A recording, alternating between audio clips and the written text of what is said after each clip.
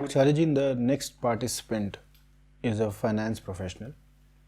She has been listening to you for a year or two now, attended a few camps. She says, Pranam Acharya ji, why is going against yourself always so tough? Why is going against yourself always so tough? always so tough? I find that I get overpowered by pleasures whenever I try to take steps towards the right direction. And then I find myself quitting very often. Kindly help me with my state. You need love. You need love. Only love can trump pleasure.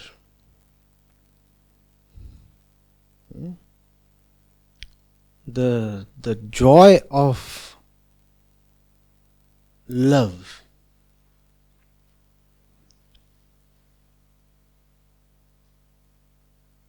overpowers all kinds of material, mental pleasures. And only love can do that. Because it is indisputable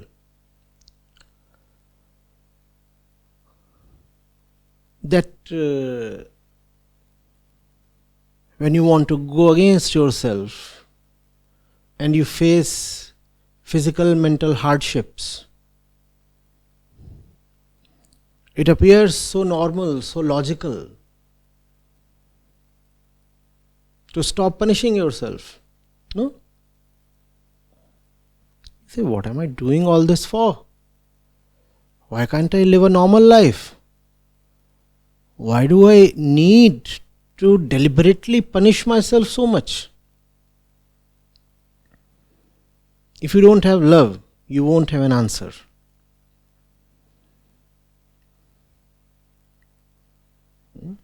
Only love can make you commit the kind of madness that is needed for realization.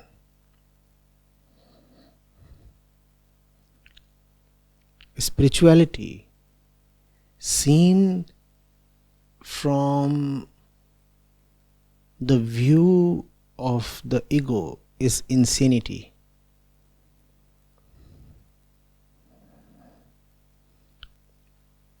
From the point of view of the ego, spirituality is insanity.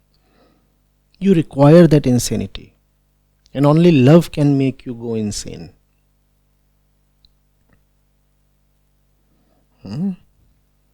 Otherwise, pleasures are just so overpowering. They captivate you. Pleasures are an intoxicant. To beat pleasures, you require an intoxicant even bigger.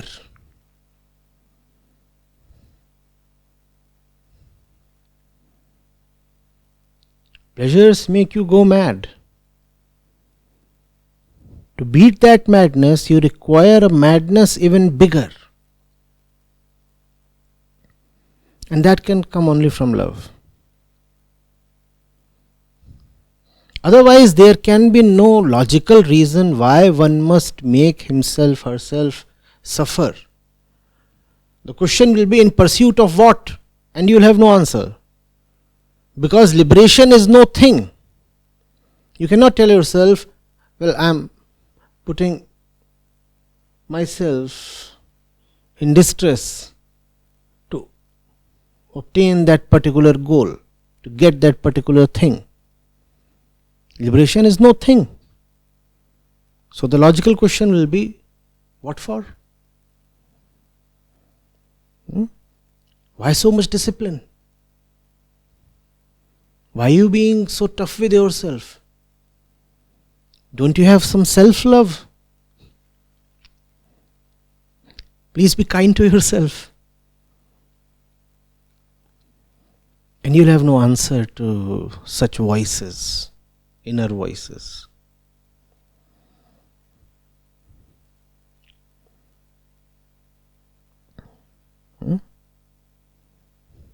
Only love can make you obstinate to the extent that you stick to your guns even without having an answer. You have no answer, you have no defense, yet you continue doing what you do. That happens only in love. The interrogator is shrieking at the top of his voice, kindly explain, and you have no explanation to offer. And he says, if you have no explanation to offer, then mend your ways. You say, no, I would neither explain nor change. I will not explain because I genuinely do not have an explanation.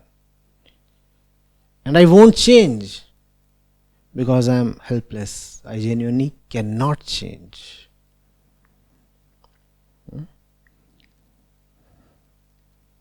So I'll remain unreasonably mad. I'll be mad without knowing why I must be mad.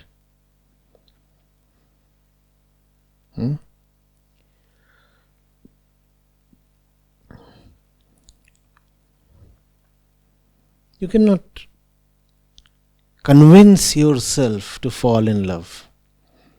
You cannot convince yourself to go for freedom. If you do not have love for freedom, no logic for freedom can convince you.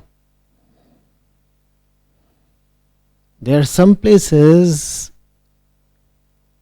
where logic cannot supplant love.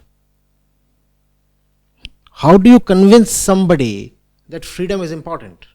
Either it is self-evident or it is impossible to explain. How is it self-evident? It is something a priori. You know it without somebody having to tell it to you. You just know it. You just know it. I love freedom. Why? But I just love freedom. That's my nature. There is no reason to it. There is nothing behind it. It is an uncaused love. It is not a product of something. It has no cause. It just is. So either it just is or it never is. It cannot be made to appear.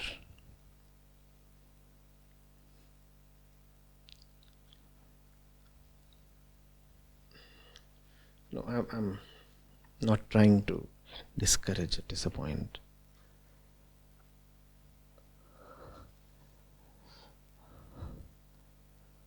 It is not possible to coerce someone to fall in love, but you can create conditions in which the barriers against love get weakened. What are the barriers against love? The biggest barrier against love is the routine life. The routine life has been set purposefully in the kind of routine that forbids love. You'll have to break away from your routine life if you want to give love a chance.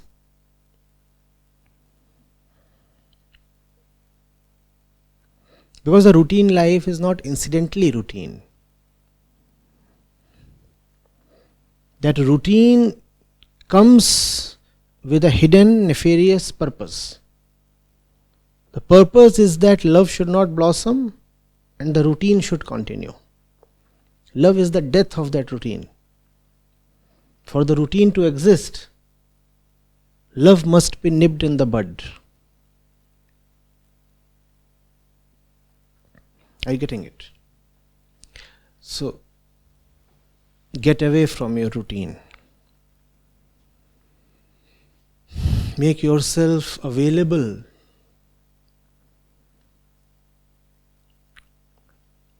to threatening experiences.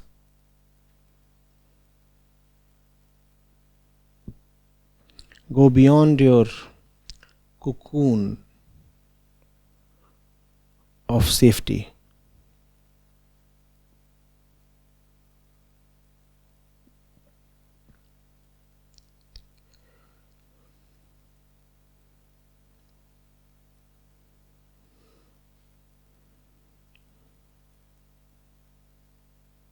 Remember that the inner and the outer go together. If you want to change the inner, you cannot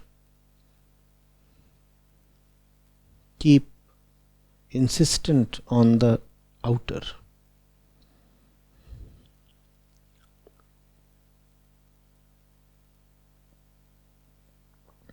Let your environment change, let your company change, let your experiences change.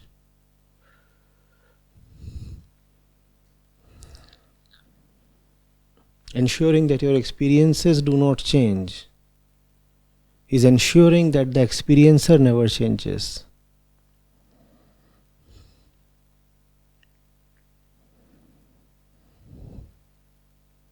And the experiencer is suffering. You don't change your experiences, you continue suffering.